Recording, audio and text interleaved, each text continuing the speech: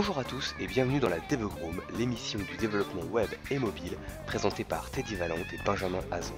La Debug Room est disponible un lundi sur deux sur debugroom.fr.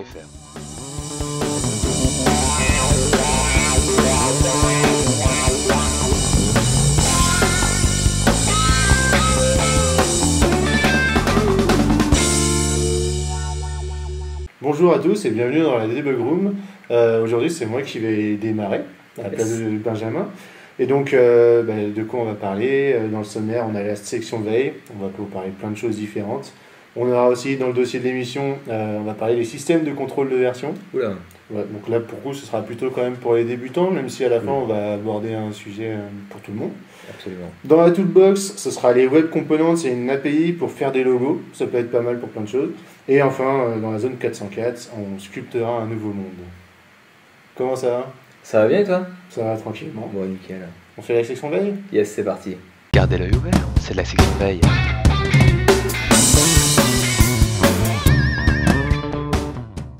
Et dans la section veille, eh bien, c'est moi qui commence. Je vais vous parler de Nginx. Ça se dit comme ça? Je crois qu'on dit Nginx. Non, mais on dit... je sais plus. Je crois Ouais, je sais Engine, c'est pour moteur, X. Ouais, mais comprends pas. moi au début j'ai dit Nginx, donc c'est déjà pas mal Nginx. Donc Nginx, ok. En fait, ils prévoient simplement d'intégrer JavaScript dans leur fichier de configuration pour avoir quelque chose qui soit qui soit plus standard entre guillemets dans les connaissances qu'on a. On n'est pas obligé d'apprendre un nouveau formatage ou quoi que ce soit. Du YAML, du INI, Voilà. du XML, des trucs comme ça. Et du coup aussi, ce sera beaucoup plus, comment dire, ce sera pas figé quoi. On pourra avoir des variables, on pourra avoir des boucles, on pourra avoir, voilà, donc ça a l'air pas mal. Dans le lien que vous verrez dans l'émission qui est associé à ça, en fait, c'est une interview sur le futur de Nginx. J'arriverai jamais à le dire. Nginx. C'est écrit là, il est marqué, Nginx, ouais. Ouais, c'est dur à dire. Ah, c'est vrai. Donc Nginx, c'est une interview des deux mecs qui l'ont créé. Voilà. Et ils parlent de plein de choses, et notamment de ça, du fait qu'ils vont intégrer JavaScript dans la configuration de Nginx. D'accord, donc ce que je comprends, c'est qu'on va pouvoir coder nos fichiers de configuration. Ouais, grosso modo, ça va être ça. Ouais, Après, ça je peut être sais cool. pas à quel Bien, en point quoi c'est intéressant, mais c'est jusqu'où cool. ils vont aller. Bah si, imagine, tu vois, au lieu de faire tu vois, dans la page, tu fais des localhosts pour, des virtualhosts pour chacun de tes dossiers, bah là, Yes. tu pourras faire une boucle sur le contenu de chacun des dossiers. J'imagine Ah, que ce sera et le genre les de choses, et fichiers puis ça va être des etc. variables, ça va être des choses comme ça. C'est clair. Ouais, Bien, bien. mais surtout, ce que ça va te permettre, c'est d'utiliser une syntaxe que tu connais, quoi. À mon avis, c'est ça le gros avantage. D'accord. Enfin voilà, ceux que ça intéresse plus que ça, ils iront voir. En plus, là, on sait même pas, ils disent ça comme ça, mais on sait même pas. Ils n'ont pas donné de date quand est-ce que ce de sera quand ça implémenté, sortira. quoi. Non, mais en tout cas, c'est intéressant. Ouais, C'est c'est toujours bien. Chez moi, Ça change, hein, parce que je crois que c'est les seuls à faire d'utiliser un langage de programmation pour leur fichier de conf. Je crois pas que ça existe ailleurs. aucune idée. Moi, ça me dit rien en tout cas. Après, tu peux toujours les Si vous avez des exemples en tête, balancez-les dans les commentaires. Ouais. On sera ravis de découvrir parce que nous, moi, j'ai jamais vu Non, ça. après, tu peux toujours générer ton htaccess ou ton php.ini avec n'importe quel langage qui génère un fichier qui l'appelle. Oui, mais Enfin, c'est voilà, pas. c'est pas la même chose. À voir.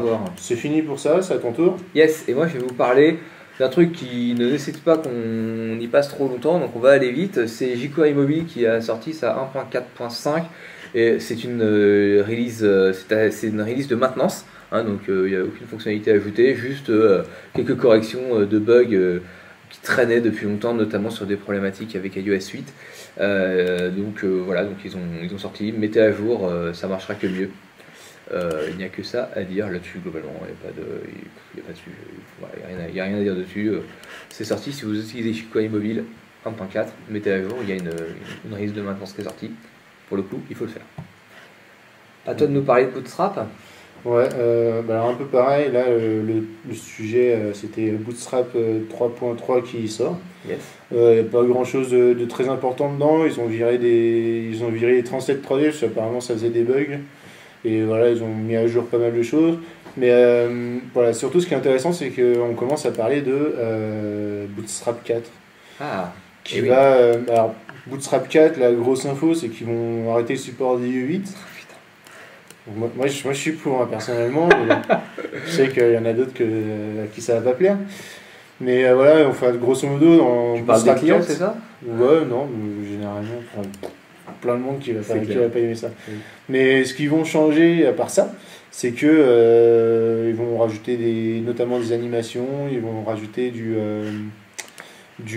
vont refaire la barre de navigation, la navbar. Ouais, c'est cool. Ouais, apparemment, ils vont la faire plus simple.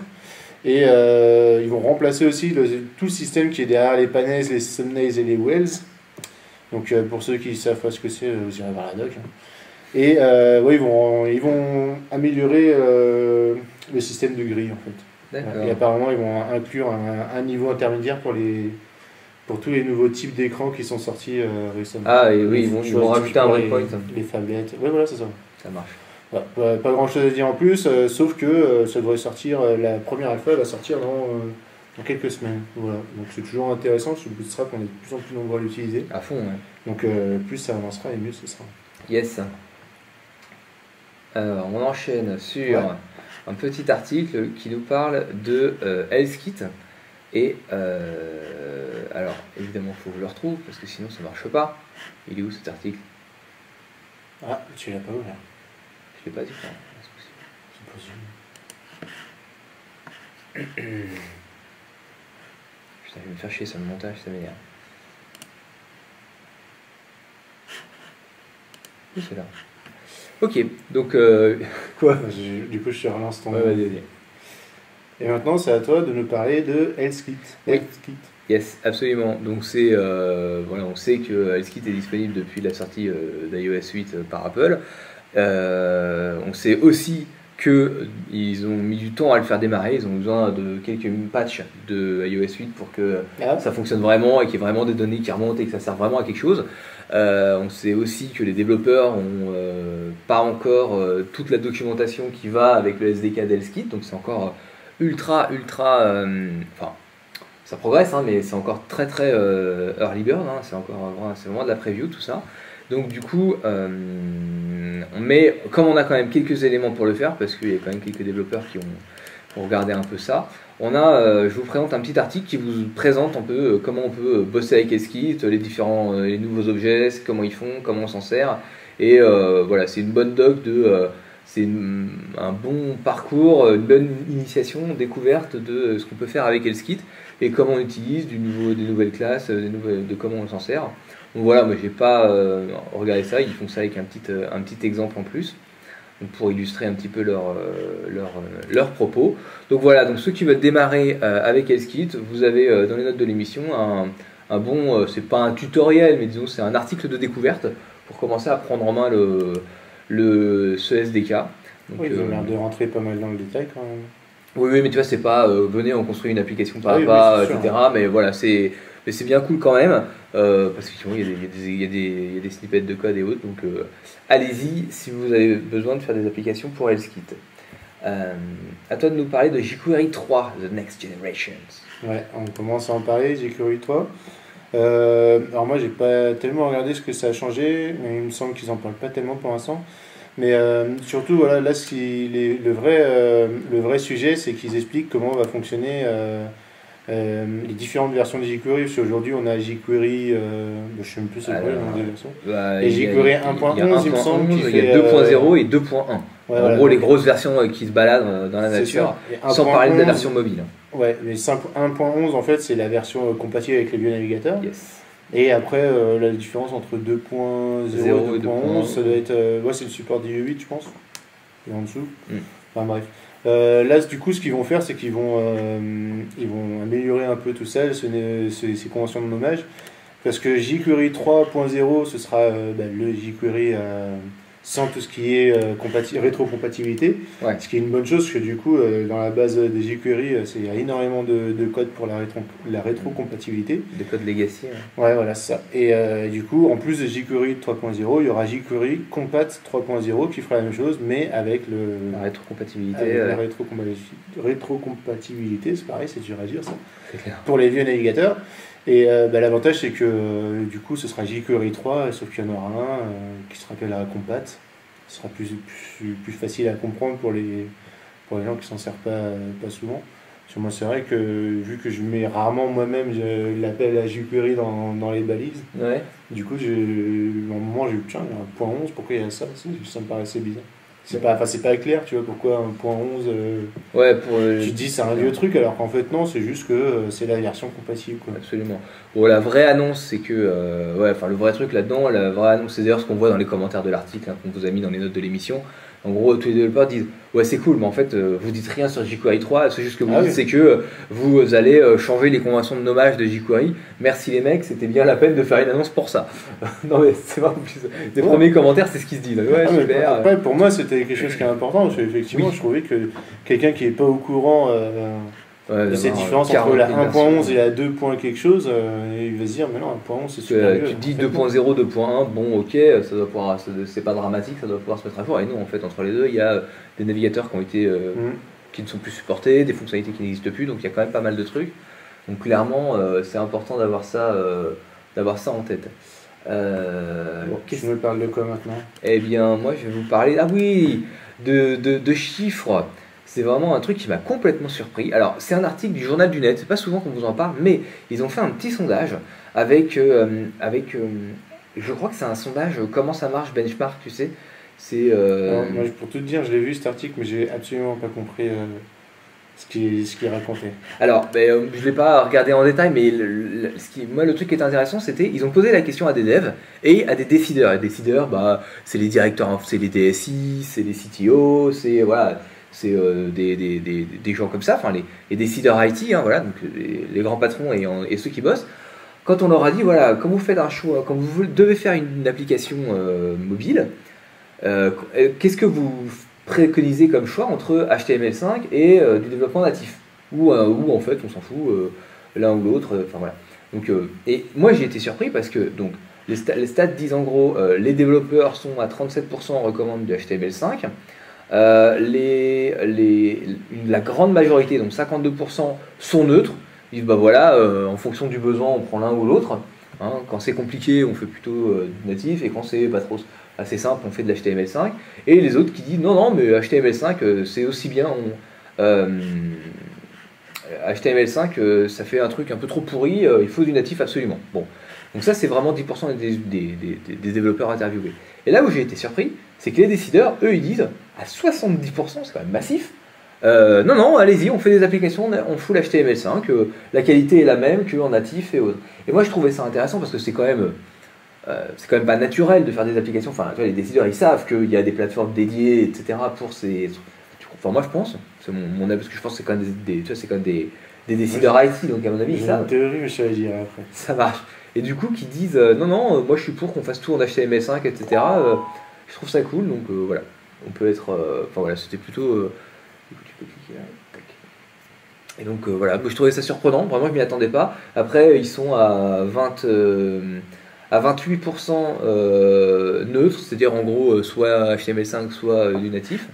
Donc voilà, moi, vraiment ce 70% en faveur d'HTML5, beaucoup plus que pour du natif, ça m'a surpris de la part des décideurs, et donc je voulais vous faire lire un peu en détail ce document. Quelle est ta théorie? Tu nous as Alors, donné pour envie, moi, là. la théorie, tout simplement, c'est que les décideurs, c'est ceux qui vont signer chèque, et donc pour eux, à mon avis, ils disent vaut mieux que je dise que la HTML5 ça marche très bien, comme ça, j'ai pas besoin d'embaucher des développeurs spécifiques à chaque plateforme. Et pourquoi les développeurs, il y en a quand même 10% qui disent que HTML5 c'est pourri, c'est peut-être que parce que dans le lot des développeurs qui ont été consultés pour répondre, Il y avait des il y avait des natifs. développeurs natifs. saura En pas. fait, ça me paraît bien l'expliquer, cette différence-là. Je sais pas. Ouais. Parce que du coup, toi, qu'est-ce que tu aurais répondu toi à cette question? Moi, j'aurais dit neutre. Ouais, ben moi aussi. C'est je clairement, réponds ça, tu fais pas un jeu en 3D sur mobile en HTML5. Quoi. Voilà, moi je partage ton avis. Par quoi. contre, une application de to-do, tu la fais en HTML5. quoi. Bah ouais, voilà.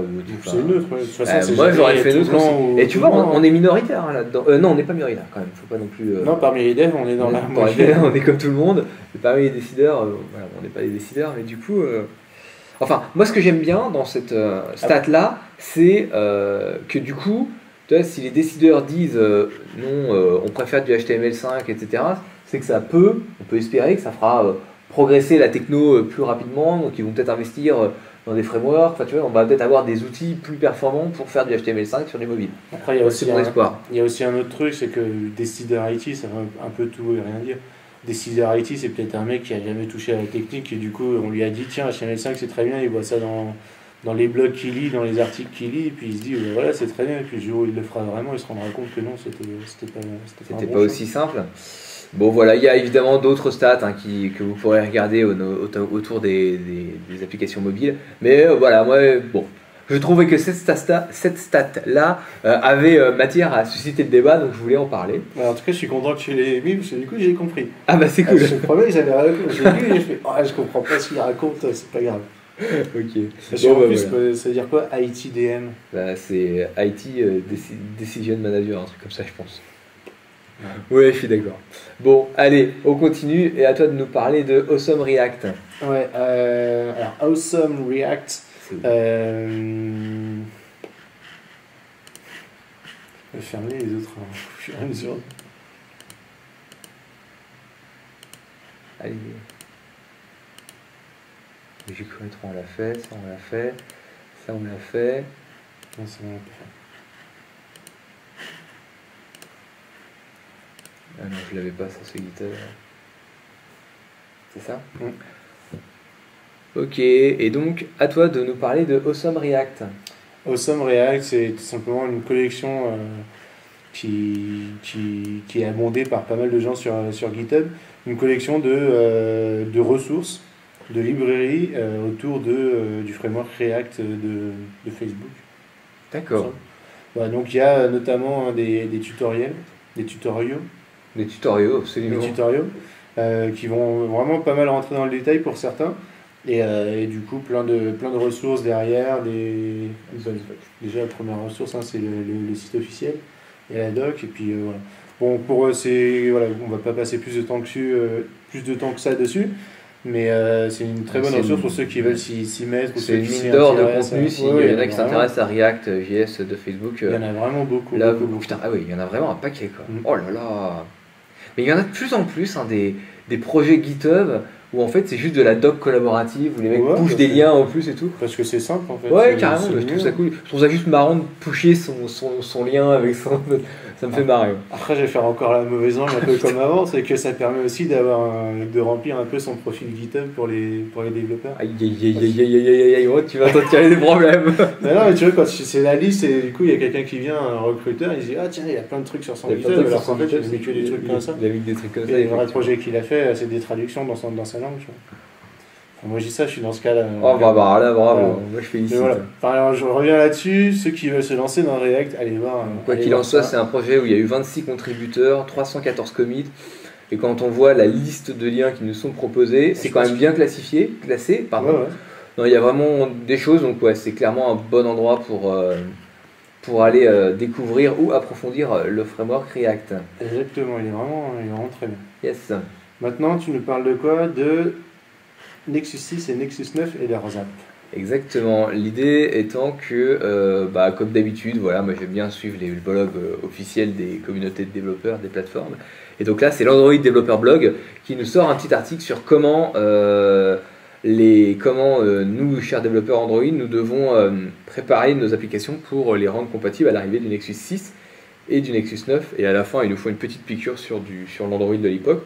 En gros, évidemment, ce qu'on nous dit, c'est voilà, attention, il faut des nouveaux médias parce que du coup, il faut.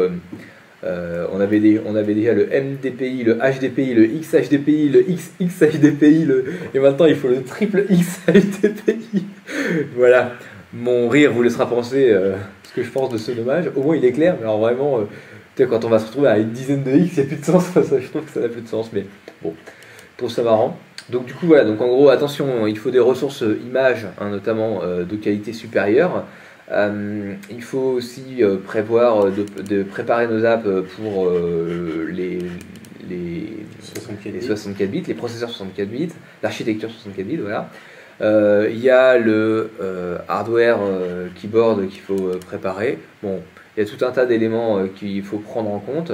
Le responsive layout et autres. Donc voilà, je vous laisse parcourir les détails de cet article, qui est somme toute assez léger en termes de techno, mais qui présente les grands changements qu'il y a avec l'arrivée du Nexus 6 et du Nexus 9. Et donc à toi de nous parler d'Android Lollipop. Ouais. Lollipop, c'est la dernière version, c'est 5.0. Absolument. Oui, c'est clair. Qu'est-ce que ça apporte? Alors, on sait qu'il y a le matériel design, donc il y a les conneries habituelles sur les performances, les notifications. Le truc qui m'intéressait, moi, surtout, c'était au niveau des WebViews que tu peux avoir dans les applications. C'est qu'en fait, ils ont arrêté d'utiliser leur vieux WebView et maintenant, c'est basé sur la release 37 de Chromium. Ah, et cool. c'est-à-dire que ça apporte énormément de choses, notamment les WebRTC, les WebAudio, yes. les WebGL. Ouais. Et toutes les autres beautés qu'on a eues ces derniers temps dans ce domaine-là. Oui, tu dans peux carrément dans ton utiliser les navigateur. polymères, quoi. Ouais, Quand ouais, même carrément. cool, les Bah, web composants, on en parlera d'ailleurs dans la toolbox. Le Chromium 37, c'est là aujourd'hui on est à 38 dans Chrome, non? J'ai perdu, je sais pas, mais oui, C'est un truc dans le genre. non, mais c'est ça. En tout cas, c'est pas- ultra récent et Ah ouais. c'est surtout que la version qu'on avait le moteur HTML, on va dire, qui était derrière qui était WebView, hyper était lent, vraiment ouais, vieux. du coup, là, il y a un gros Était un boost de peu- performance en plus. C'est Ah, t'as raison, c'est vrai qu'il pourrait. Je sais pas si c'est compliqué à faire, j'imagine que oui pour le coup, mais il pourrait mettre ce moteur WebView à jour en même temps que le Chrome. Je sais pas. Ouais, vu que c'est interne, là pour le coup. Mais ouais, à mon avis, ça doit être compilé. S'ils le font pas, je etc., pense que c'est ouais. pas si simple. Mais Enfin voilà. Donc entre toutes les bonnes choses que nous apporte Android Lollipop, il y a celle-là qui va intéresser pas mal les développeurs web et les développeurs d'applications de manière générale. Et Yes. du coup, peut-être qu'il y aura plus de monde qui sera positif envers HTML5 plus tard. Ouais, carrément, mais moi je suis hyper positif, hein, mais c'est vrai que surtout tu vois ce genre de mouvement-là, qui du coup a été réalisé par un décideur, qui a été décidé par un décideur, bah, c'est le genre de truc où tu te dis, ah bah ouais, non, du coup, vu que j'ai un truc performant comme WebView, bah, je peux y aller maintenant, je peux créer des trucs, je peux créer plus de choses, quoi. Donc c'est cool. Non, très bien, vraiment c'est une super bonne nouvelle. C'est bien cool. Allez, Alors, ouais, alors. vas-y. Justement, ils le disent, donc depuis Android 4.4, WebView est basé sur Chromium, alors qu'avant c'était le navigateur internet un peu pourri d'Android. Android, ouais. Et surtout, voilà, dans la note de version de Lollipop, ils stipulent bien que. Maintenant il est cette updatable couche- via Google Play, ouais. Voilà, donc du coup, Du effectivement, coup, ils vont réussir à le mettre à jour beaucoup plus et on va bénéficier beaucoup plus rapidement des mises à jour du composant WebView. Donc ça, Ce c'est qui veut super dire, bien, ouais. pour être clair, hein, c'est que les applications faute gap sur Android Lollipop, elles vont booster. On va avoir accès à beaucoup plus d'API et beaucoup plus de choses. Enfin, c'est ça que ça veut dire. Hein. Ouais, Enfin, clairement. faute gap, c'est un exemple, hein, mais Cordova et tous ces trucs hybrides, là pour le coup, on va pouvoir y aller, il y aura beaucoup plus de choses. Non, c'est cool. Allez, à moi de te parler un petit peu de PHP parce qu'il faut qu'on puisse fêter l'anniversaire de PHP parce qu'il a 20 ans. Alors, c'est quand même une bonne nouvelle et évidemment, comme souvent, voilà, on a un site, donc Linedo, qui nous a fait une petite timeline des différents éléments, des grandes dates de PHP finalement. Tu vois, voilà, donc depuis sa naissance, alors attends, on va regarder, depuis sa naissance en 1994, hein, et jusqu'à l'arrivée du logo éléphant en 98, jusqu'à son entrée dans les Netcraft Survey en mai 98, c'était autour de la sortie de PHP 3. Je crois que j'ai commencé avec PHP 3 quand j'ai codé, ça nous rajeunit pas. Bref, l'arrivée de Pyr en janvier 2000, PHP 4 qui est sorti, PHP GTK, souvenez-vous quand on vous promettait que vous allez pouvoir faire des applications desktop avec PHP. Bon, voilà les premières PHP conférences, la sortie de PHP 5 en 2004, ça commence à être plus récent, et on continue, jusqu'à arriver de Composer, de PHP Fig, de PHP 5.5 et de PHP 7, qui sera le nouveau nom de PHP qui a été annoncé le 30 juillet 2014. Et on continue avec PHP 5.6, etc. Voilà, c'est une jolie timeline qui est belle à regarder, qui nous rappelle effectivement les grandes dates de ce grand langage, malgré tout, ce 20 ans, voilà, Plus très utilisé surtout. et puis très utilisé, on le verra d'ailleurs juste après si je ne me trompe pas. Et moi, ce qui me fait plaisir, c'est qu'elle conclut par une belle vidéo qui retrace graphiquement les évolutions de PHP. Donc, bon, je ne vais pas l'annoncer parce que ça va faire du bruit, mais globalement, elle est agréable, elle est cool à regarder et ça fait plaisir. Voilà, est-ce que ça t'inspire quelque chose? T'as envie de chanter Joyeux anniversaire à PHP? Non, parce que bah, déjà, je suis pas sûr que ce soit aujourd'hui son anniversaire. Non, mais. De toute façon, il me semble qu'on en avait déjà parlé, mais c'est vrai que là, on a du coup toute la, le chemin parcouru depuis la naissance de PHP. C'est clair. Qui, d'ailleurs, ces derniers temps, est un peu tumultueux, mais voilà, ça fait du bien de voir de se rappeler que c'est un truc qui est là depuis longtemps et qui va rester encore longtemps. Yes. Nice. Bon, alors, de quoi tu nous parles maintenant? Moi, je vais vous parler d'un article, on va pas trop s'attarder dessus, parce que ça va intéresser les développeurs Rails, principalement. C'est un article qui va vous parler faire un comparatif de quel est le meilleur framework JS à utiliser en combiné avec Rails côté serveur. Donc là, on compare Ember JS et Angular. Et voilà, donc je vous laisse le suspense, vous irez lire. No spoiler, quoi. Voilà, pour les développeurs qui se posent la question, vous irez lire et enfin voilà, je dis ça, hein, c'est parce qu'en fait il n'y a pas vraiment de gagnant dans l'histoire. Oui, ça a l'air de ça. Ce qui est intéressant, c'est que là il dit pas juste voilà, il y a ça, celui-là il est bien parce qu'il y a ça, il y a ça, celui-là il est bien parce qu'il y a ça et ça. Non, là il rentre vraiment dans le détail avec du code, etc. Oui, là, il y a pas mal de code. Voilà. L'article est quand même bien long, quoi. Hein. Là, il y a du contenu. Et effectivement, je me suis permis de parcourir la conclusion. Elle est un petit peu, faites votre choix, il y a du bon dans les deux, quoi. Bah, comme toujours, hein, mais là ce qui est pas mal, c'est que ça. c'est vraiment du point de vue du développeur. Hein, Yes. bah, à toi de nous parler de quoi maintenant? Eh bien, je vais vous parler de l'évolution des langages dans les startups françaises, en fait. Ils ont, voilà, c'est un article d'un mec qui s'est dit, et si je prenais toutes les startups françaises fondées entre 2008 et 2009, entre 2010 et 2011 et entre 2012 et 2013, et que je regardais un petit peu, alors tout, j'imagine que c'est pas toutes, hein, mais bon, c'est un certain nombre d'entre elles, 80% d'entre elles, voilà, qui ont été fondées dans ces périodes-là, ont accepté de répondre au test et en gros au questionnaire, et en gros il leur demandait quel langage vous utilisez pour coder le service de votre startup ou le site de votre startup ou l'application de votre startup. Et en gros, ce qui est intéressant, c'est de se rendre compte que au cours des années, PHP domine largement la compétition. Hein, en 2008-2009, 41% des startups étaient codaient leur truc en PHP, puis après 2010-2011, 35%, 2012-2013, 30%. Alors ça baisse lentement, mais ça baisse quand même. Hein, faut pas, maintenant, ils faut ne pas se plus tromper. du tout. Hein. Pas 30%, enfin ils sont à égalité avec le deuxième, mais avec le deuxième qui est Node. Donc il était vraiment largement majoritaire. Maintenant il est un peu, enfin pour moi c'est pour moi je le vois encore numéro 1, mais bon peut-être un peu biaisé. Mais tac. Donc après on voit que en 2008-2009 Python était très présent avec 25%, quand même fort. Il a beaucoup baissé en 2010-2011 et là il revient là avec 20% d'utilisation, et surtout on voit surtout la montée très très forte de Node.js qui fait 17-14% et 30% en 2012-2013, et on constate de manière un peu surprenante que Rails, quand il est apparu, parce qu'en 2008-2009 Ruby n'était jamais utilisé en fait pour les startups, quand il est né, je sais pas exactement, tu saurais, il a dû apparaître en 2010. Non, je crois que c'était 2009 ou 2011. Ouais. En gros, il a vraiment rasé le marché quand il est arrivé en fait. Hein. Il a vraiment été extrêmement utilisé. 32% des startups qui ont été fondées en 2010-2011 utilisaient Ruby on Rails, hein, ce qui veut dire quasiment autant qu'ils faisaient Ruby on Rails et autant qu'ils faisaient du PHP. C'est quand même fort quoi, pour un nouvel entrant comme ça. Et enfin en Ruby, là il note que c'est Ruby, on imagine que c'est Ruby on Rails qui est derrière. Je pense que c'est pas trop risqué que de penser ça.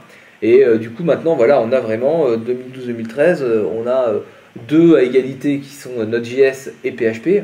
D'ailleurs c'est marrant parce qu'en fait, si tu regardes Node.js était déjà présent en 2008-2009, c'est quand même longtemps que c'est là. Hein. Ça je pensais pas. Mais il était déjà pas mal utilisé. Et là vraiment il explose, hein, parce qu'avant il était quasiment pas utilisé Node.js. C'est la mode en ce moment. C'est la mode en ce moment. Hein. Et du coup voilà, donc on a Node.js et PHP qui sont tous les deux à 30% pour les startups fondées en 2012-2013. Et donc du coup, bon, c'est intéressant de voir cette évolution, de voir qu'en fait il y a des vrais effets de mode en fait. Hein. Moi c'est comme ça que je vois les choses. Hein. Bah, Rails qui tout d'un coup prend un tiers du marché. Ouais, et puis qui s'effondre maintenant à 15%, bon, et qui va peut-être se stabiliser à ce temps-là, mais c'est vraiment intéressant de voir finalement celui qui inspire le plus, c'est Python, hein, qui est bien stable. Hein. Python tient bien, notre JS grossit, on a peur que ça s'effondre. PHP perd des parts de marché petit à petit, mais bon, voilà, il est encore bien placé. Ouais. Bon, c'est intéressant de regarder ça. Bon, voilà, on s'est un peu appesanti hein, sur le. Quoi Non, mais moi je les aime bien ces stats-là, ça me plaît. Donc voilà, donc, du coup, on s'est un peu appesanti là-dessus. Il y a évidemment d'autres stats et qui sont commentés par l'auteur qui s'appelle Jean-Loup. Voilà, merci Jean-Loup. Et donc voilà, donc c'était intéressant de voir un petit peu l'évolution des langages. Et donc, du coup. On attend de voir ce que ça va donner pour 2014-2015. Ouais, j'espère qu'on aura les chiffres. Bah, après, je me demande si qu'est-ce qu'ils entendent par startup. Tu vois, moi personnellement, je trouve que le PHP il est vachement haut placé quand même. En fait, c'est les boîtes qui ont été fondées. En fait, c'est les boîtes qui ont été créées. Ouais, d'accord, mais c'est dans quel domaine tu vois, parce que si dans l'autre tu comptes des boîtes qui ont un WordPress, parce qu'il leur faut un site internet, tu vois. Ouais. Ah oui, je comprends. J'espère qu'ils comptent pas à ça en fait, tu vois, parce que sinon ça fausse tout, tu vois. Bah, fatalement. C'est ça que je trouve dommage. Je sais pas. Non, je crois qu'ils détaillent pas non plus exactement les. On verra plus tard. Alors, à toi pardon, de nous parler de Remote IE. Ouais, j'ai voulu en parler quand même, mais je t'avouerai que j'ai pas trop bien compris le truc, on a déjà d'autres systèmes qui le font. En fait, c'est Microsoft qui annonce un produit, je pense que c'est ça, qui serait gratuit, qui s'appelle Remote IE .test. Non, je sais même pas, c'est pas le nom du produit en fait. Ah, oui, non. Il s'appelle Remote. Alors je vais en parler. Ouais, il s'appelle Remote IE. Et en fait, ce qu'il propose, c'est d'utiliser le client Remote Desktop pour macOS, iOS et Android pour se connecter à des machines virtuelles via la plateforme remote.modern.ai qui va du coup nous permettre d'avoir accès en remote à toutes les versions, à un certain nombre de versions de IE, je ne vais pas les détails, depuis Mac, depuis Android, depuis iOS et depuis Windows aussi bien évidemment, mais du coup ça nous permet de faire des tests depuis IE, depuis n'importe quel type de plateforme. Voilà ce que ça permet de faire. Et comment ça marche. Mais j'ai pas compris ça parce que moi j'ai compris que ça servait que à tester la Windows 10 Technical Preview. En plus ça doit être ultra bêta encore. Et c'est pour ça que j'avais pas compris le but de ça, parce que quitte à avoir un système pour tester ton site, autant qu'il fasse tous les navigateurs, toutes les plateformes, etc. Ah, t'as raison, en fait, j'ai dit conneries. Du coup, ouais, c'est vrai, c'est que la Windows 10 Technical Preview. Du coup, j'ai absolument pas compris le truc, quoi. Ouais, ils sont fiers de nous montrer. C'est cheapos, ça. Enfin, voilà, en tout cas, je voulais en parler parce que c'était gratuit, donc ça me donnait l'occasion de voir ce que c'est que Windows 10. Mais ouais, voilà. Ok. Bon, bah écoutez. Je trouve ça un peu bête. Mais... C'est curieux, c'est dommage qu'ils n'aient pas fait toutes les versions. Voilà, clairement. Plusieurs Windows, et puis pouvoir mettre. C'est vrai que qui mieux que Microsoft peut nous permettre de tester nos sites. Ça aurait été vraiment intéressant, c'était un beau service. Bon, après, ça tuerait un peu le business de tous les browser stacks et les labs, je sais plus quoi, mais bon. Ok, donc en fait, ça fait que ça. Donc c'est un peu bizarre, quoi. Ouais, donc c'est de la merde, faut le dire comme c'est. Ok, allez, on continue. On change, parle-nous. Ah bah non, c'est moi qui parle de la route vers AmberJS 2. Yep. Yes. Bon là pareil, je t'avouerai que je l'ai parcouru rapidement ce document. Mais grosso modo, c'est qu'est-ce qui va se passer pour le prochain. C'est la roadmap d'AmberJS 2.0, donc la deuxième, une prochaine release majeure d'AmberJS. Ouais, surtout ce qui est bien, à mon avis, chez moi pour avoir testé Ember, c'est quand même assez compliqué, c'est qu'ils vont vachement simplifier le truc, quoi. Là, l'exemple qu'ils donnent notamment, c'est pour tout ce qui est templating, plutôt que d'avoir à mettre entre comment ça s'appelle en français ? Double accolade ? C'est des accolades ? Oui. D'accord. Entre double accolade, de mettre bind-atr espace le nom de ta variable, là tu mettras juste double accolade ta variable. Le nom de ta variable, ce sera bindé direct. Voilà, tu respires un peu, on va économiser nos claviers et c'est tant mieux. C'est ça. Donc voilà, apparemment il y a vraiment pas mal de choses qui vont changer. Donc c'est toujours pareil, Ember et Angular, c'est la même chose, c'est-à-dire que c'est quelque chose quand même qui est relativement nouveau Oui. et qui du coup va beaucoup changer, quoi. Typiquement, Angular, la prochaine grosse version, elle ne marchera pas du tout avec les anciennes, quoi. Ce sera pas du tout Ouais, compatible. carrément, il n'y a pas de Et Ember 2, ce sera probablement la même chose. Sauf que, bon, apparemment, ils ont prévu de aider beaucoup avec des warnings, etc., pour qu'on puisse faire la transition entre les deux assez facilement. D'accord. Voilà, donc pour ceux qui sont dans ce domaine-là, qui travaillent déjà avec Ember, allez voir, c'est vraiment ultra intéressant. Ouais, c'est bien de voir la Et roadmap c'est ultra détaillé. Ah oui, Là, c'est pour clair, le coup, ça parle de fonctionnalités dont honnêtement je suis pas bien sûr de savoir ce que ça fait. Faudrait que je prenne un peu de temps pour lire pour savoir. Tu vois, là c'est quand même beaucoup du templating et tout ce qui est data binding. Donc c'est Ok. pour ceux qui pour ceux qui connaissent Ember, il y aura pas de problème. Ok. Et pour les autres, c'est vrai que c'est encore tout à fait nouveau. Voilà, moi j'irai pas plus loin là-dessus, mais toi tu vas nous parler d'une bonne nouvelle sur HTML5. Ouais, c'est W3C qui a annoncé ça il n'y a pas longtemps parce qu'ils étaient fiers d'eux. Ils ont décidé que le standard HTML5 était en version finale, quoi. C'est-à-dire qu'il n'est plus c'est plus un document sur lequel la norme en fait, donc ils ont rédigé. Ils ont décidé que ça y est, c'était bon, ils avaient terminé leur travail et que la norme était complète, acceptée par tout le monde, et donc du coup elle passait comme étant une RFC, donc une Request for Comment. Donc voilà. Alors, ce que ça veut dire pour les développeurs web que nous sommes, c'est qu'en fait, rien ne change. Il se passe juste rien, sauf que ils continuent à bosser sur la prochaine version d'HTML de 5.1, de 5.2, etc. Mais c'est voilà, le périmètre des fonctionnalités contenues dans HTML5 est figé, et le W3C n'ajoutera plus de fonctionnalités dedans. Ce qui ne change pas le problème de la réalité de notre vie, c'est que il reste toujours tout plein de navigateurs dans la nature et que eux, ils interprètent le standard HTML5 chacun un petit peu à leur manière. Ouais.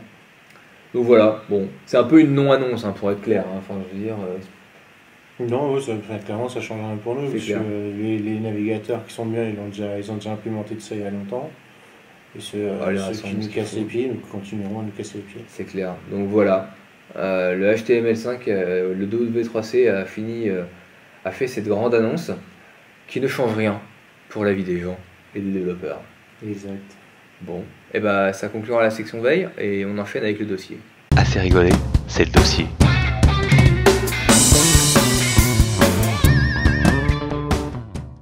Et dans le dossier, on va vous parler des systèmes de gestion de version. Alors derrière ce mot magique, il y a en fait des acronymes encore plus magiques qui sont CVS, que vous avez dont vous avez peut-être entendu parler, SVN, là c'est plus probable que vous connaissiez, Git par exemple, et plein d'autres dont nous ne vous parlerons pas aujourd'hui. On va se concentrer sur ces trois-là. Alors, ce qui est intéressant avec CVS, c'est que c'est le premier système de gestion de version très largement utilisé par les communautés de développeurs, notamment open source, faut être honnête, mais aussi en entreprise. Alors, l'idée d'un système de gestion de version, c'est d'aider au partage de code source entre développeurs. Quand on est plusieurs à bosser sur un projet, et que on va travailler ensemble sur les mêmes fichiers, c'est pratique quand même de pouvoir d'avoir un système de gestion de version pour partager les sources, faire des comparaisons entre les différentes modifications, etc. C'est ce que proposait CVS à l'époque, qui utilisait un système de lock/unlock pour le travail, pour la gestion des versions concurrentes. Donc en gros, quand vous modifiez un fichier, vous décidez que vous travaillez sur ce fichier, vous le verrouillez, plus personne ne pouvait faire de modifications sur ce fichier, vous faisiez vos modifs, vous les publiez, vous les uploadiez sur CVS, je crois que vous faisiez un commit, et du coup ça le déverrouillait.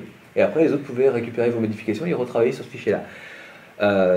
Aujourd'hui ça nous paraît archaïque parce qu'en fait en réalité à l'époque c'était très pratique parce qu'on n'avait pas de solution. À l'époque on avait chacun notre petit répertoire et puis on faisait plus ou moins des merges à la main, enfin c'était quand même bien galère, et grâce à ça on pouvait dire non, ce fichier là tu touches pas, c'est moi qui travaille, etc.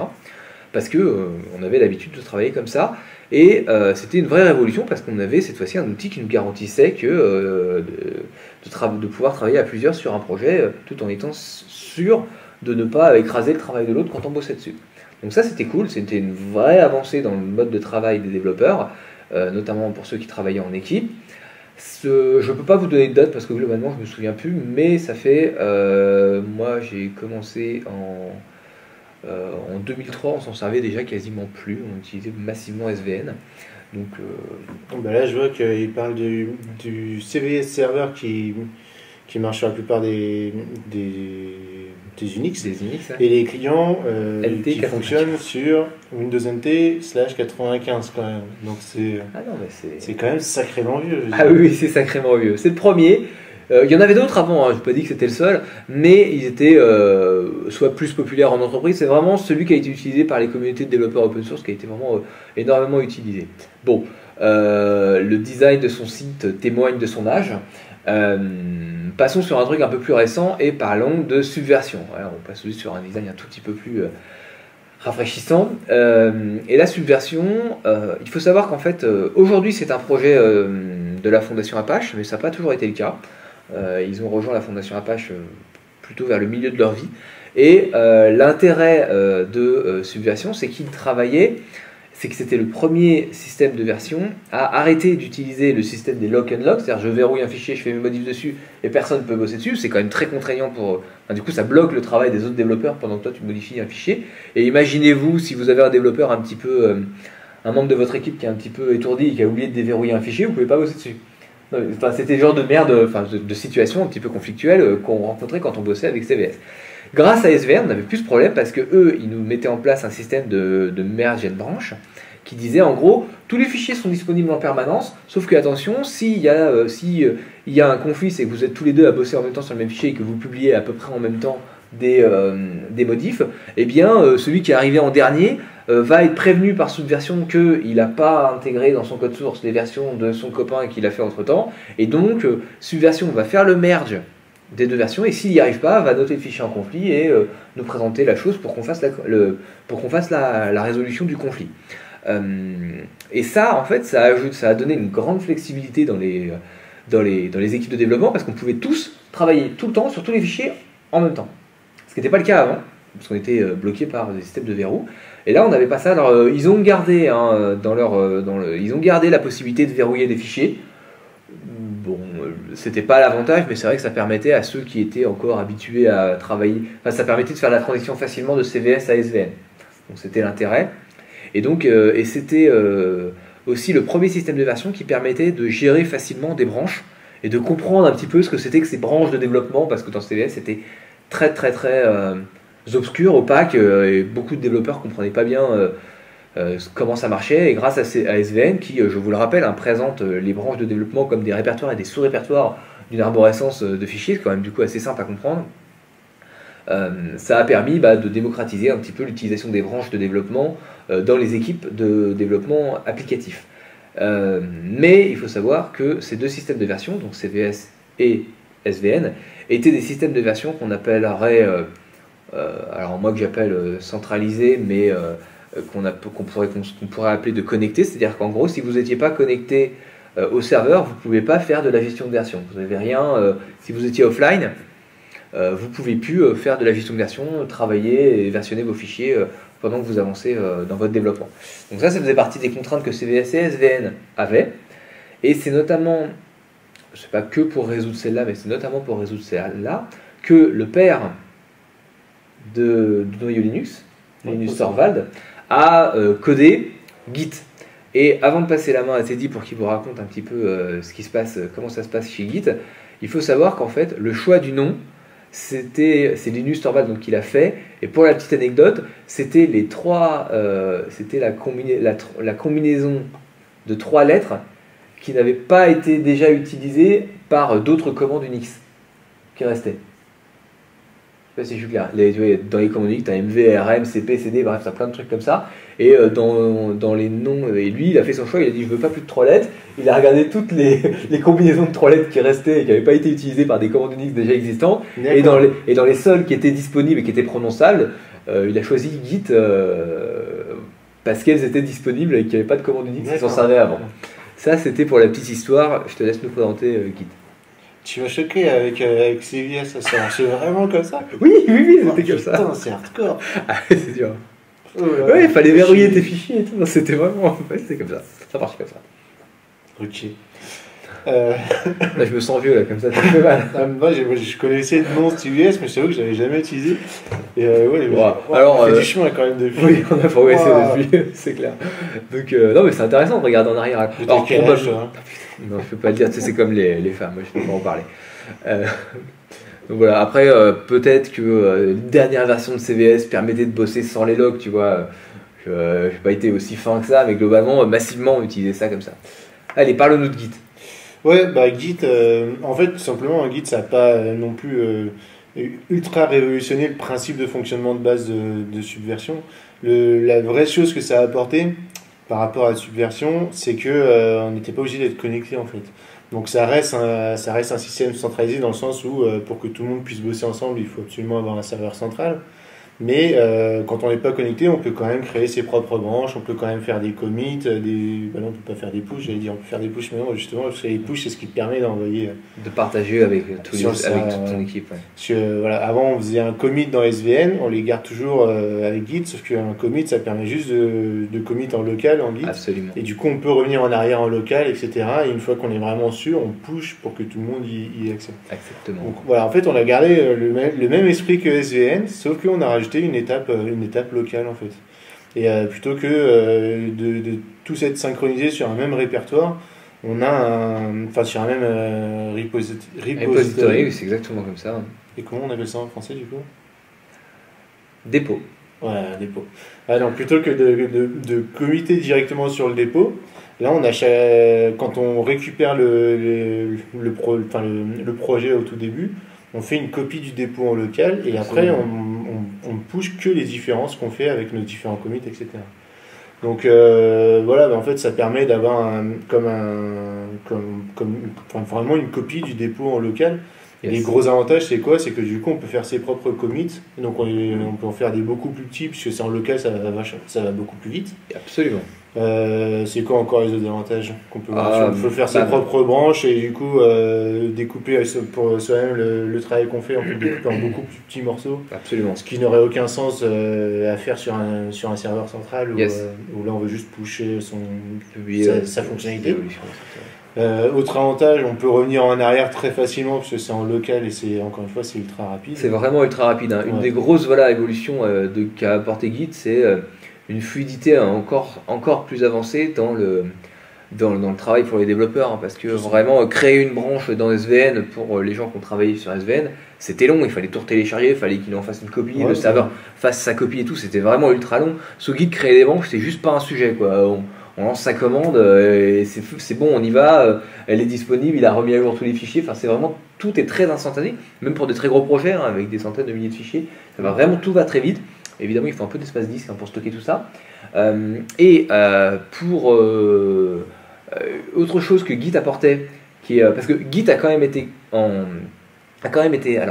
Git a été créé en réaction à BitKeeper. BitKeeper, c'était une solution professionnelle du marché payante, hein, pas open source comme SVN, CVS et Git, hein, qui était utilisée par le noyau Linux. Ils utilisaient BitKeeper pour leur système de version. Et en gros, le fondateur, ça lui convenait pas, et donc il s'est fâché tout rouge, et une nuit il a codé ça. Enfin, je vous la fais courte, mais l'histoire c'est un peu celle-là. Hein. Et donc du coup voilà, et puis il a rendu ça à tout le monde parce que c'était quand même mieux. Et donc pour le coup, du coup, c'est utilisé par énormément. Et du coup, ça s'est largement démocratisé. Ça a clairement remplacé beaucoup de choses. SVN. Bah oui, ça là, carrément, non, sans souci. Hein. Ça, c'est sans souci. Et ce qui est intéressant de voir, c'est qu'en fait, SVN, par exemple, donc Git stocke tous ces fichiers de tous ces commits, toutes ces informations de version. Donc tout ce qu'on pourrait appeler toutes les métadonnées ou qui vont autour de vos fichiers à proprement parler qui sont posés sur votre disque dur, il stocke dans un répertoire qui est à la racine de votre projet, qui s'appelle .git, donc qui est caché dans la plupart des systèmes de fichiers, parce que ça commence par un point. Tout est là. Là où SVN, par exemple, il vous met un petit fichier, il vous met un petit dossier .svn, exactement, dans tous les répertoires qu'il exploite. Et ça, pour plein de cas d'exploitation industrielle, c'est juste la plaie, quoi, parce que quand tu veux déployer, tu peux pas faire un check-out, mais tu es obligé de faire un export. Enfin, c'est vraiment la plaie. Quand il faut les nettoyer, c'est hyper long, il faut lancer des commandes et tout, c'est l'enfer. Quand tu supprimais un dossier d'images ou de trucs comme ça, et que tu faisais pas attention, tu supprimais aussi le .sn, du coup ça marchait plus. Du coup, tu te retrouvais avec un repo corrompu. Enfin, il y avait vraiment des trucs emmerdants comme ça, et donc du coup, d'avoir changé cette structure de stockage de données, ça a facilité un petit peu certaines manipulations industrielles. Donc voilà un petit peu ce qu'on peut vous raconter sur l'histoire un peu de Git. On a fait un peu d'histoire, hein. C'est un peu l'histoire du plateau de développement, c'était rigolo. Donc voilà, donc le premier qui m'appelle Papy dans les commentaires, ça va me plaire. Et donc, du coup, on va passer à des choses un peu plus sérieuses. Juste ce qu'on peut dire, c'est que par rapport à... Il y a d'autres encore systèmes qui existent aujourd'hui. Oui. On n'a pas parlé, il me semble que le plus connu, ça va être Mercurial. Oui. Mais très clairement, aujourd'hui, si vous démarrez un projet, il faut le démarrer sur Git. Oui. Et surtout, on va le voir, là, on va en parler, mais il y a plein de ressources qui existent pour que ce soit ultra simple à manipuler. Absolument. Et parlons du premier site de stockage de dépôt Git dans le monde, j'imagine que ça doit être eux. Parlons de GitHub, que tout le monde connaît. Voilà, nous, vous le voyez, on vous parle souvent de choses qui sont stockées sur GitHub. Et du coup, voilà, donc github.com, c'est pas plus, pas moins qu'un service où tu te crées un compte et ça te donne accès à un repository Git. Si, quand même, ils ont rajouté toute la partie autour avec les pull requests, les discussions, etc. Absolument, il y a pas mal de choses. Il y a une gestion de tickets, il y a une gestion de milestone, une gestion de mots-clés dans les commits. On peut faire de la relecture de code, notamment avec les commit comments. Et bon, on va pas lister. En gros, c'est la plateforme sociale des développeurs pour échanger autour de code source. Enfin, clairement, d'ailleurs, c'est comme ça qu'ils se définissent. Hein. J'ai pas le terme exact sous les yeux, mais globalement, eux, ils veulent être la plateforme. C'est vraiment je crois que GitHub, leur tagline, c'est social coding, je crois. Un truc comme ça. Donc du coup, c'est vraiment intéressant. Enfin voilà, c'est vraiment très intéressant. Il faut que vous regardiez. Oui. Il faut que vous regardiez cette plateforme-là si vous voulez démarrer un projet et que vous avez besoin de centraliser vos codes sources dans un endroit particulier. C'est the place to be quand même, il faut être un peu clair. Pour être honnête, c'est vraiment communautaire, c'est vraiment axé là-dessus sur la communauté. Les entreprises ont aussi des zones pour eux, c'est-à-dire on peut avoir des comptes entreprises, des dépôts privés en fait. Absolument. C'est souvent on voit que les dépôts qui sont ouverts, qui sont open source, mais on peut très bien en avoir des privés, mais du coup c'est payant. Absolument, du coup c'est payant. Mais moi je connais beaucoup d'entreprises et de startups qui créent un compte d'entreprise sur GitHub, balancent tout leur code dessus, collaborent là-dessus, travaillent là-dessus, et pas forcément que des équipes de développement, hein. On peut mettre aussi des équipes de marketing et de design dessus. Parce que GitHub, c'est une de ses forces, même si c'est du Git derrière, parce que vous verrez après que manipuler un dépôt Git en tant que développeur, ça nécessite quand même un peu de gymnastique. Il y a une gymnastique de manipulation à prendre. C'est pas hyper simple quand on commit, c'est pas partagé avec tout le monde, etc. Il faut avoir avoir un petit peu d'habitude quand même.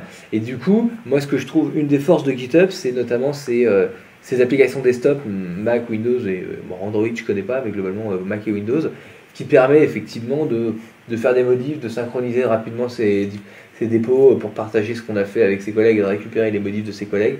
C'est vraiment, c'est bien fait, c'est simple.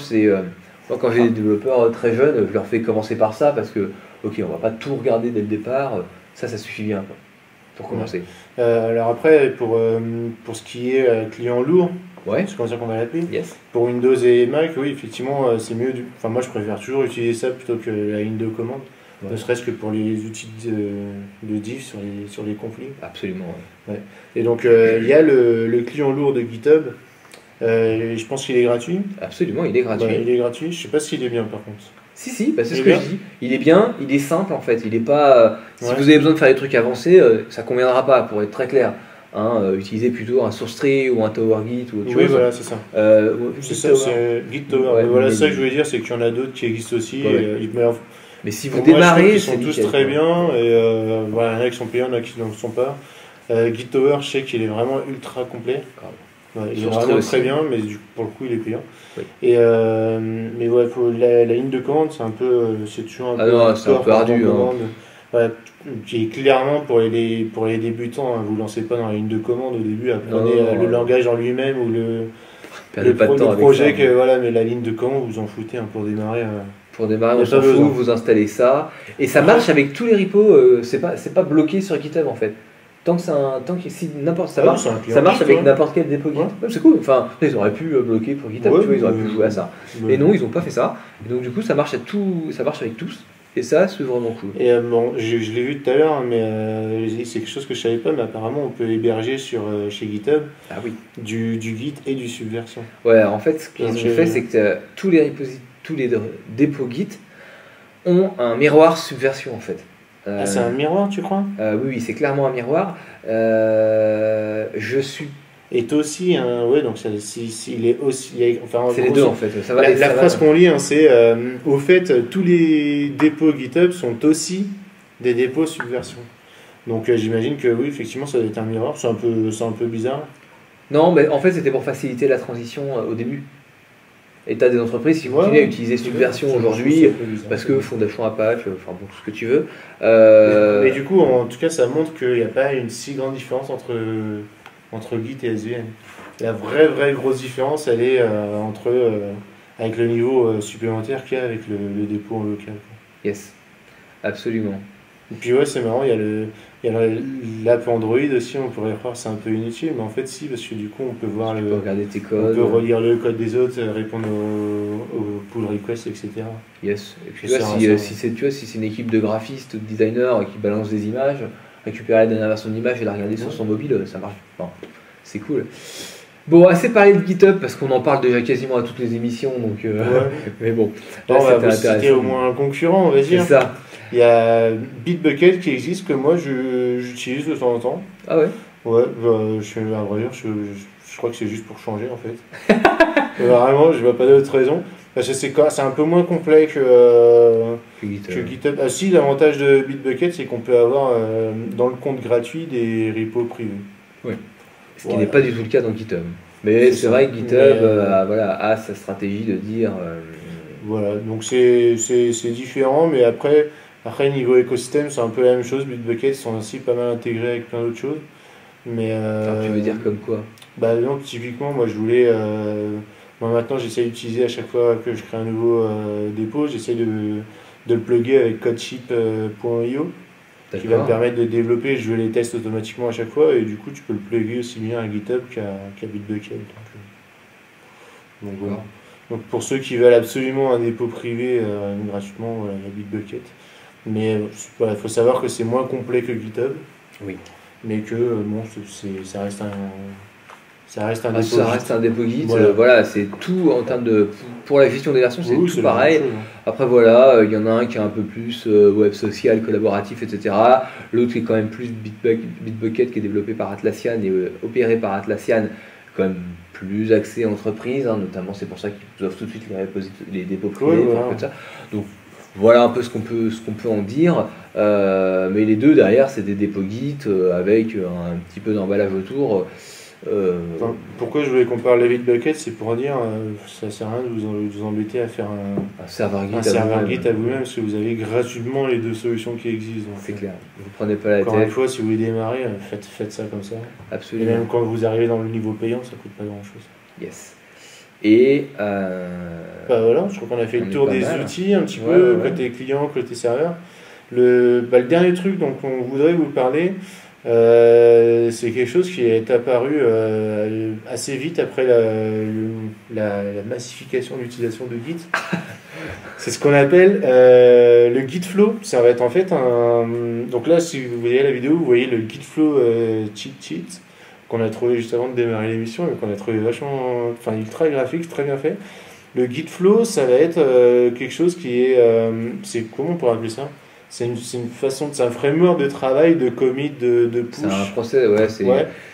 qui va être ultra standardisé et qui va, et si vous le suivez, en fait, il y a plein d'autres développeurs, d'autres équipes de développeurs importants, c'est vraiment pour les travailler d'équipe, qui l'utilisent et du coup, c'est assez éprouvé. Et je sais pas si on peut lui en faire une lecture rapidement. Yes. Mais voilà, le principe de base en fait dans Gitflow, c'est que la branche master, c'est même pas une branche pour le coup, c'est le master. Ça doit être du code qui est toujours métable en ligne, je sais pas comment on dit, qui est toujours production ready. Et ça veut dire que c'est une branche qui doit toujours être testée à 100%, qui doit toujours être déployable directement sur le serveur sans se poser de questions sur est-ce que ça va véguer ou s'il y a un nouveau truc qui est arrivé, etc. Et donc, il faut vraiment les pushes qui sont faits les merges qui sont faits sur cette branche, ils doivent être absolument parfaits et en permanence, cette branche-là doit être utilisable en production. Et du coup, ça veut dire quoi? Ça veut dire que la plupart du temps, on va créer une autre branche qu'on va appeler Develop. Là, pour le coup, il est bien de Develop, ouais. Et c'est sur celle-là qu'on va pouvoir pusher ces modifications qu'on aura fait nous-mêmes, nos fonctionnalités dans une nouvelle branche propre à nous, la petite équipe qui travaille sur cette branche. Absolument. Alors en réalité, c'est un peu plus complexe que ça, il y a plus d'étapes que ça, mais voilà, en grosso modo, l'esprit autour de ça. Donc c'est vraiment, c'est ultra, c'est assez détaillé, on voit un peu toutes les phases de vie d'un projet. Ouais, c'est-à-dire qu'ils nous décrivent un petit peu comment on fait quand on développe une nouvelle fonctionnalité. Donc voilà, on crée une branche pour cette fonctionnalité, on la développe et on la merge dans la branche de développement principale. Après, ils nous disent bon bah ok, maintenant comment on publie la fonctionnalité comment on partage cette fonctionnalité à d'autres, aux utilisateurs, enfin aux autres membres de l'équipe, comment on fait une release. Donc là, on recrée une autre branche. Enfin, c'est ça qui se passe. Il sera nommé release, là, je sais pas combien. Mais du coup, ok. Maintenant, comment on fait pour pour dire ok, on la met en ligne, donc on la balance sur, on la met en ligne sur master. On fait une branche release qui sera différente de develop et de master. Comme ça, on peut la tester sans rajouter des choses dedans. On peut y faire des fixes de bugs, etc. Et une fois qu'on dit ok, cette version elle est bonne, on peut la mettre en prod. Du coup, on la merge avec master. Et on la merge aussi avec Develop pour avoir exactement la même chose. Que les deux bénéficient des corrections qu'on peut faire dans cette branche-là. Et il nous explique aussi comment on traite les hotfix. Donc les en prod c'est tout cassé, vite, faut corriger. Enfin voilà, c'est ça un hotfix. C'est on corrige maintenant. Donc voilà, on recrée une branche à partir de master, donc à partir de la branche de prod. On l'appelle hotfix / mon superfix qui est super grave. Et une fois qu'on corrige, crac, on merge avec la branche master, ça part en ligne et on n'oublie pas de remerger avec la branche develop parce que sinon on va perdre de hotfix dans la future release qu'on va faire. Ce qui est intéressant là-dedans, c'est que ça vous donne des bonnes pratiques d'utilisation des branches, des releases, des hotfix, etc. Ça vous donne des bonnes pratiques et ça vous donne aussi en pratique quelles sont les commandes avancées quand on veut faire telle et telle action. Quand on a fini un hotfix, ok, et qu'on veut le remerger en branche develop comme on fait, il y a la commande qui est là, etc. Donc ça c'est quand même bien. C'est un vrai guide d'utilisation du Git dans un environnement professionnel, industriel, sécurisé, etc. Évidemment, si vous développez votre projet dans votre coin, c'est pas la peine de se faire du mal comme ça. Non, mais voilà, si vous avez un projet avec un peu d'ambition et que vous avez vraiment et que vous avez le besoin de contrôler fortement les sources qui sont en ligne, ce qui est en cours de développement, les features, etc. La bonne pratique, c'est le Gitflow qui vous est décrit dans les notes de l'émission. N'hésitez pas à cliquer dessus et à le regarder. C'est vraiment la bonne pratique, l'état de l'art de ce qu'on peut faire avec Git. Pour en revenir à quand tu es tout seul, typiquement quand tu es tout seul, tu as ta branche master, tu as ta branche develop, et puis une fois que tu veux passer en prod, tu balances sur master et puis basta. C'est clair. Pas besoin de plus quand tu es tout seul. Ouais, on est d'accord. Mais écoute, je crois qu'on a fait le tour. Je crois qu'on a fait le tour, ça va conclure donc le dossier, et on démarre et on enchaîne avec la toolbox. Et maintenant, ouvrons la toolbox.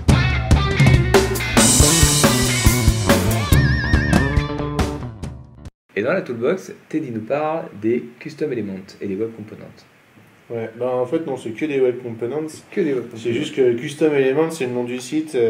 Un des deux sites les deux font la même chose. Hein.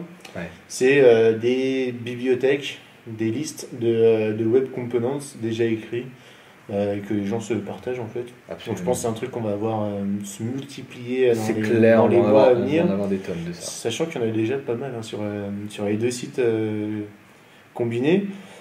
Voilà, c'est vraiment une très grosse liste de web components qui font un peu de tout. Il y en a qui vont faire des trucs, je comprends pas à quoi ça sert, hein, pour parler très clairement. Que les choses soient claires. Ouais.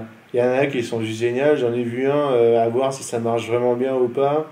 C'est un web components pour intégrer des Google Docs dans ta page. Ça, c'est génial. Voilà, on va en avoir qui vont faire des tout petits trucs. Il y en a qui vont faire carrément intégrer un carrousel, un slideshow. Hop. Voilà, il y a vraiment de tout. Du très bon, du pire du très comme du mauvais, meilleur. du quoi que ce soit. Là, tu vois, typiquement, ceux qui voient la vidéo, si tu descends un petit peu, là, tu as un web components pour faire le thumbnail de Bootstrap 3, donc je vois pas l'intérêt. Mais bref. Moi, ce que je suis impatient de voir, je sais pas si ça existera un jour, mais je trouve que ça pourrait être intéressant, c'est un framework qui serait qui intégrerait ça de base, en fait, les web components. Et du coup, je pourrais les installer en appelant juste une... comme tu installes un gem ou un plugin. Ouais, je vois, tu lances une petite commande, voilà, il faut celui-là, et tac, ça ressort. Je pense que ça existera un jour, ça va se standardiser. Ah oui, c'est le but, hein. Pour l'instant, je sais pas trop hein, si c'est très supporté les web components. Mais en tout cas, c'est prometteur, je trouve. C'est absolument prometteur. Hein. C'est une. Enfin, pour moi, c'est clairement la prochaine grosse évolution qu'on va avoir et qu'on va apprendre à utiliser. Absolument. Ça va être du niveau de c'est pas la première fois qu'on vous en parle dans la debug room. Ouais. Et quand il y a des sujets récurrents dans la debug room, c'est peut-être qu'il faut regarder. On dit pas que des conneries quand même. On dit pas qu'on essaye. Hein, on fait là, on est à peu près sûr que ça va marcher. Si vous devez croire qu'une seule chose de ce qu'on a dit de cet épisode-là, c'est ça. Voilà, en tout cas, c'est très puissant, c'est très prometteur. Non, c'est un complément des polymères qui ont été développés par Google et autres. Donc, vraiment, c'est très. Bon, enfin, c'est tout bon, quoi. Donc, et là, pour le coup, il y en a beaucoup et le code source, il est accessible à chaque fois. Donc, absolument, bien sûr. Comment ça marche, il y en a beaucoup. Structurellement, les polymères sont open. Bon, allez, parle-nous d'un truc pour faire des logos tout moches. Ouais, je sais pas si on peut vraiment parler dessus, on peut parler d'une API. En fait, c'est quelque chose qui va vous permettre d'appeler, en appelant une URL, de faire générer une image. Mais là, l'avantage, c'est que plutôt que de générer une image avec juste une couleur, tu sais, qui veut rien dire, là, on peut générer juste une image avec du texte un peu stylisé. Et du coup, ça va permettre, notamment pour faire des tests, je vois bien dire, plutôt que de mettre une couleur qui veut rien dire, mettre un texte qui dit, voilà, cette image, elle doit avoir telle propriété, elle doit faire telle taille, etc. Je trouve que c'est pas mal pour tester. Et puis pour le coup, surtout, ça te fait des images qui sont qui sont toutes petites pour des tests, des trucs comme ça, c'est ultra utile. Regarde, j'avais fait le logo d'ADB. Ouais. Avec son truc. Voilà. Du coup, voilà, ce machin, une fois qu'on a fini de jouer là, avec le petite interface que vous voyez sous les yeux, globalement, ce que ça fait, c'est que ça vous balance une URL que vous pouvez copier-coller dans votre attribut SRC de votre balise image. Pour justement que ça intègre l'image que vous venez de générer et ça les génère à la volée, basiquement. C'est ça que ça fait. Donc, c'est bien. Et du coup, ce qui est bien, c'est que l'URL, tu peux toi la générer. Moi, c'est le genre de truc dont je me sers pour. Tu sais, quand tu travailles sur un projet, que tu veux te mettre des données de test et que dans ces données, tu veux qu'il y ait des images. Absolument. Et du coup, tu te les génères un peu comme ça. Comme ça, ouais, c'est clair. Et je trouve que c'est ultra pratique pour ça. Mais d'habitude, on télécharge des images qui veulent rien dire. Et du coup, on ne sait pas si ça correspond, etc. Là, l'avantage, c'est qu'on met que du texte. C'est clair. Voilà, une petite toolbox sympathique. Ouais, CDG, c'est simple, c'est facile. Ouais, puis l'URL à générer, elle est assez simple. Ouais, elle est tranquille, donc on pourra réutiliser ça sereinement. Bon, c'est fini pour la toolbox. Hein. Yes, on enchaîne avec la zone 404. En avant dans la zone 404.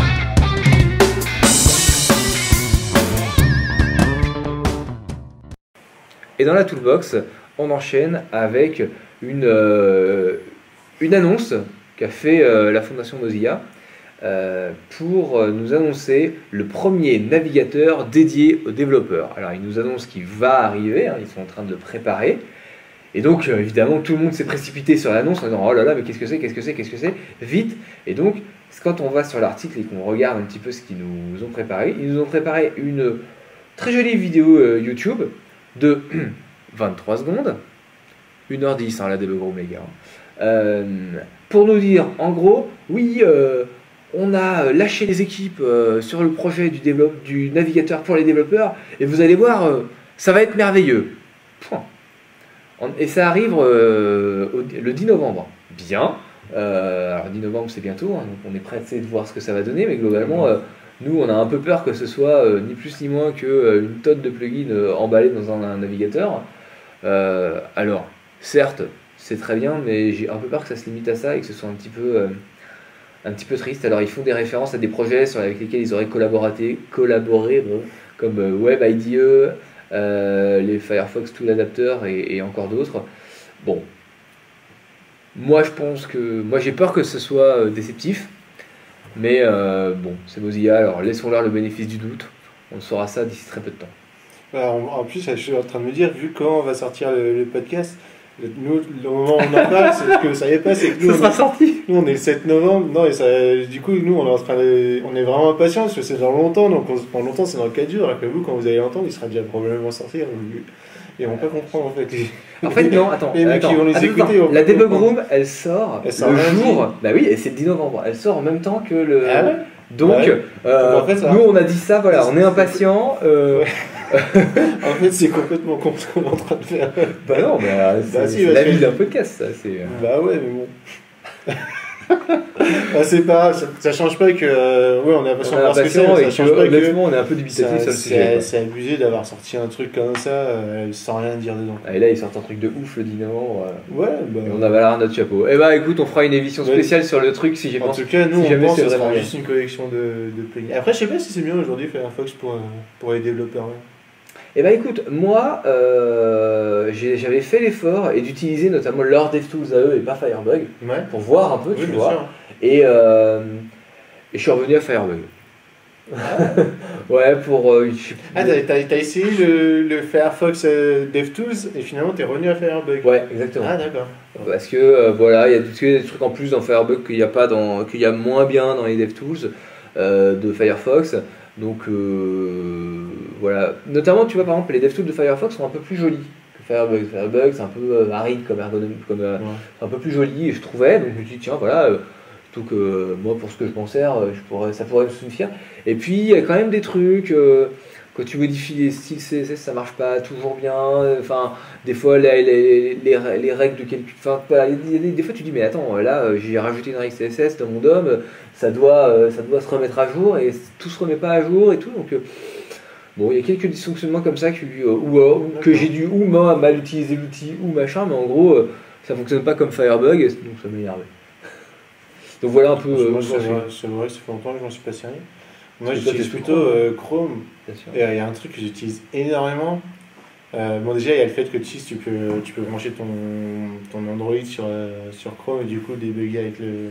Ça c'est génial. Voilà. Mais un truc que j'utilisais pas trop jusqu'à maintenant, je sais pas depuis quand ça existe, mais en haut à gauche t'as la petite loupe pour aller explorer ce que tu veux et t'as une petite icône de smartphone. Yes. Et quand tu cliques dessus, du coup en haut de ton...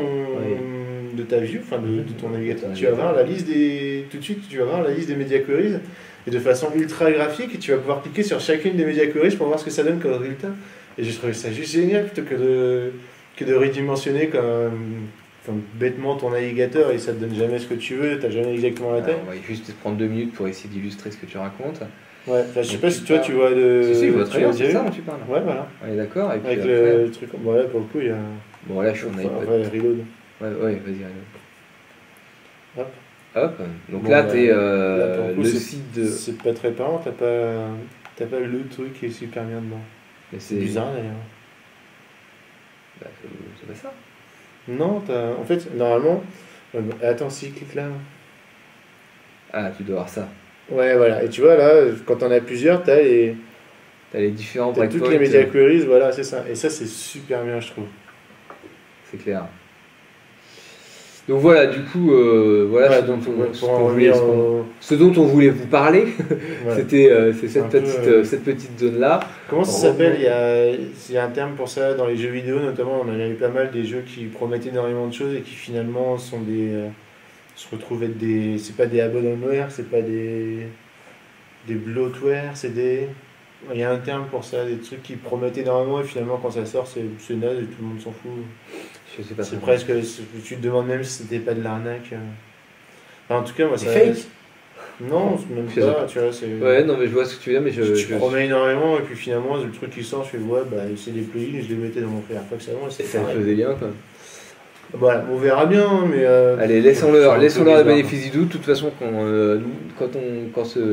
quand vous écouterez cette émission, vous sera aurez la déjà réponse sorti. si on a tort ou pas. Nous, on a peur que ce soit une arnaque. Allez, on continue et on fait un truc un peu plus rigolo et on parle Ah, de tu l'as comme ça, toi. SculptGL. Ouais, alors SculptGL, hein, c'est. Enfin, pour être très honnête, hein, au début, j'ai mis parce que j'avais pas trouvé autre chose à mettre dans la zone 4 sur 4. Ça reste sympa, hein, mais c'est une démo, encore une fois, une démo technique, comme j'en ai assez souvent, qui là va vous montrer. Bon, pour le coup, ça s'appelle SculptGL, donc c'est du WebGL. Et ça, je sais pas, je vais le décrire un peu, ça vous présente une boule en 3D. Et vous avez pas mal d'outils pour la déformer un peu comme vous voulez dans tous les sens et vous pouvez tourner autour. Voilà. C'est une vraie démo technique. Vous pouvez aller voir comment c'est fait à l'intérieur, etc. Et puis je sais dans le navigateur tout est disponible. Tout est disponible. Voilà. Et je vois pas à quoi ça peut servir d'autre qu'à faire une démo technique. Regarde, je fais un bonhomme là. Enfin, si j'y arrive. Ouais, on dirait une vache avec ses Ouais, cornes. mais j'ai pas réussi. Bon, tant pis, je voulais essayer de faire un bonhomme, mais j'ai pas réussi. Enfin, en tout cas, ce qui est bien, c'est de voir encore une fois que. C'est tout ce qu'on peut faire dans un navigateur, quoi. Ouais. Celui-là, tu t'as pas loin d'un 3DS Max quand même. Ouais, Mine de rien. je peux pas aller jusque là, mais. Bah non, mais tu peux faire ton.